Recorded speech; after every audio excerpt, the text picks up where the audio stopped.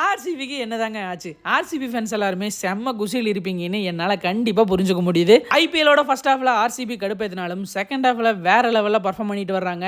RCB அரையிறுதிக்கு முன்னேறுமா? அதை தாங்க இந்த வீடியோவில் பார்க்க போகிறோம். இந்த வீடியோ பிடிச்சிருந்தா மறக்காம நம்ம சேனலை ஃபாலோ இல்லைன்னா சப்ஸ்கிரைப் பண்ணிக்கோங்க. ஆர்சிபி இப்போ பாயிண்ட்ஸ் டேபிள் படி பார்த்தோம்னா 7வது இடத்துல இருக்கு. அடுத்த 2 மேட்ச் ஆர்சிபிக்கு யார் கூடன்னு கேட்டிங்கன்னா ஒன்று சிஎஸ்கே கூட, இன்னொன்று டெல்லி கூட. இதில் சிஎஸ்கே 4வது பிளேஸ்ல இருக்குது. சிஎஸ்கேக்கு இன்னுமே 3 மேட்ச் இருக்குங்க.